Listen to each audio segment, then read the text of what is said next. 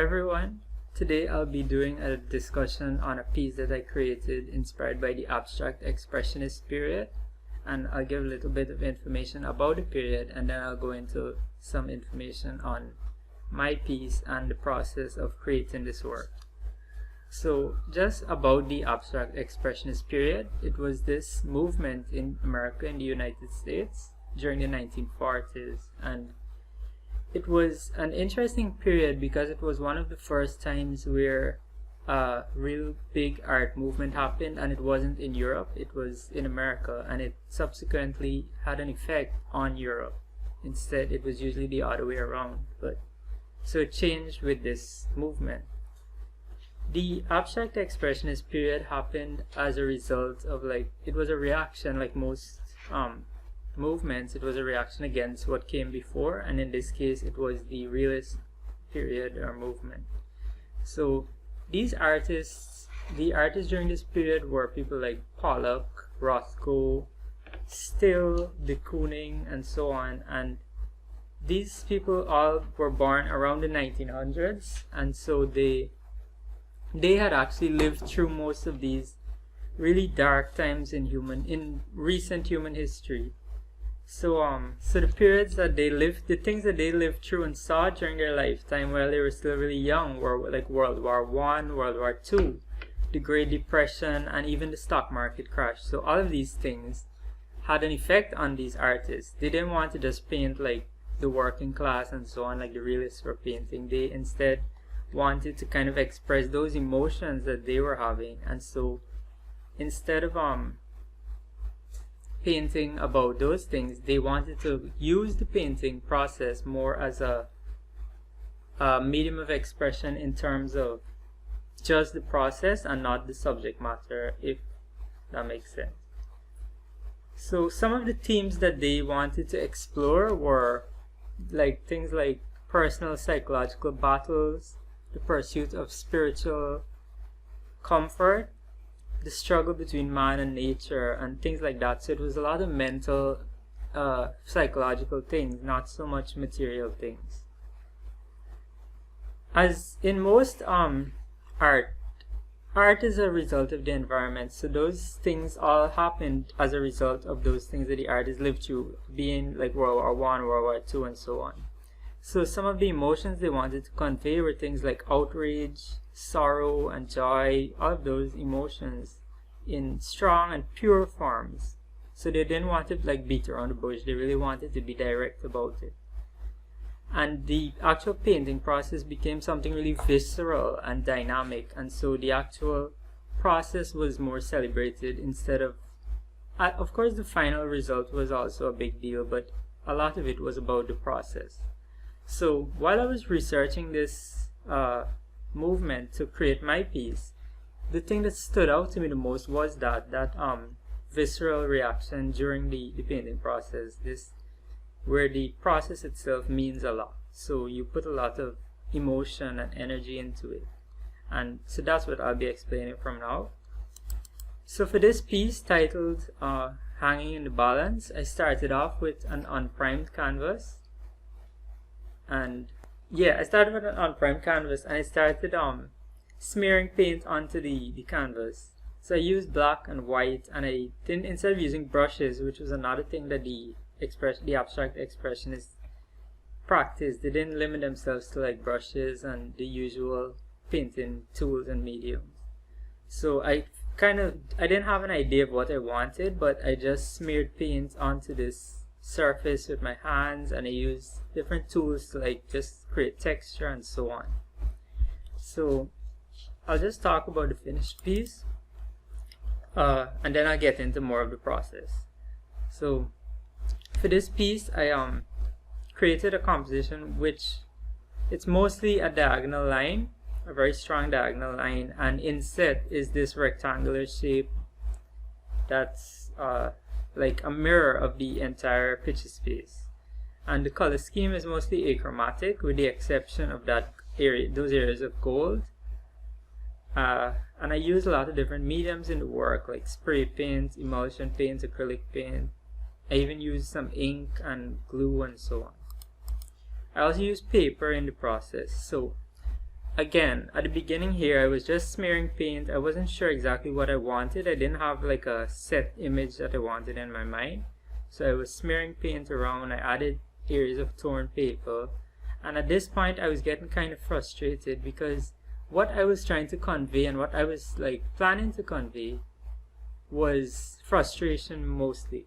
Because in the abstract expressionist period, they wanted to convey these emotions. So I kind of related that to my world and our world that we're living in. And of course, like in 2020, there's been a lot happening that's a lot to take in, it's a lot to handle. And then that on top of personal battles, day-to-day struggles, just a lot of things, and then piled onto each other. It creates a lot of tension, frustration, a lot of things, agony, all sorts of things. So that's how I started feeling. And at some point in the painting process, I decided to use fire for some reason. So I laid the canvas out on the floor and I used rubbing alcohol on it and fire, and I set it on fire. But it didn't burn through the canvas, but instead what I got was it created some interesting shapes, organic shapes onto the canvas, and I decided to follow those and use them in the work. So during the second stage of the painting, at this point I had used spray paint and I was starting to figure out and feel out the composition and taking the entire canvas as a whole instead of trying to focus on individual areas and shapes and so on. And that's another thing you find a lot in the abstract expressionist period that they did.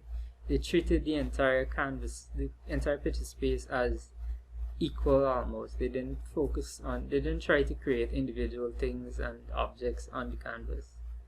So I was just feeling around and creating and letting those emotions out. And I realized something during this, that even though I had started off with so much frustration and anguish, I realized that after using the fire, it's kind of like what I related it to in real life is that statement that a lot of people say where it's like there can't be light without darkness. And so I was thinking, and it was late at night I was painting this, and so it like all sort of made sense to me in a way that this, even though there's so much darkness and so much frustration in things in our everyday lives, things like the world, the virus, society, school, all those things, even though there's so much negativity associated with them and they're not perfect, they're far from perfect. Even though they're not perfect and there's so much negativity around them, there's still those little areas of positivity and light and brightness within them, within everything. There's nothing completely dark, there's nothing completely negative. So I wanted to have that balance, and that's how I created that sort of the title of the work, Hanging in the Balance. So it's like we're all kind of hanging in the balance. We're somewhere between negative, positive, and we need to keep reminding ourselves of that constantly. So here I was adding dark and light, similar to sort of that yin and yang symbolism where there's equal dark to light and it's all sort of a part of the other. They're not separate, they're kind of intertwined. So there was all of that going on and a lot of thinking in terms of in terms of the real world and how I wanted the work to make sense in those terms. So I also related it to things like the Renaissance, this real age of enlightenment. The Renaissance wouldn't have happened if the Dark Ages hadn't happened. So that's one example. We can't live in a world with only sunshine. There needs to be rain. There needs to be balance. There needs to be equilibrium. So in finishing the work, I had decided to add areas of gold to represent those bright, positive bursts that happen during even the darkest times. So I used a mixture of gold acrylic paint and hot glue, and I kind of followed the shapes that had already been created from the fire and from the earliest stages.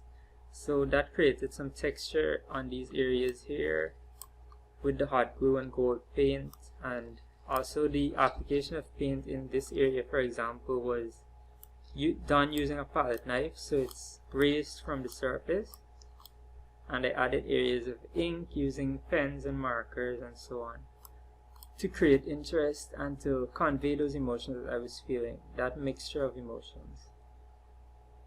So again, I think the work is seeking to represent those emotions, and I think it does so successfully. I think it's important for us as people just to remind ourselves that even though it's easy to fall into those areas of darkness, those depths of despair and so on, it's important to constantly remind ourselves that within all of that there's still positivity, and there's still a reason to keep going, you know? So I think that's something that I wanted to convey. I think I conveyed it well. I think this entire exercise was really helpful. I think it was really edifying. I learned a lot about myself, about the artist, about the creative process, and I learned to like enjoy the process itself. It's not so much about working towards a specific goal, but sort of seeing where it leads to, you know, and enjoying the process. So I'll definitely be using a lot of these techniques and the approach itself in future work.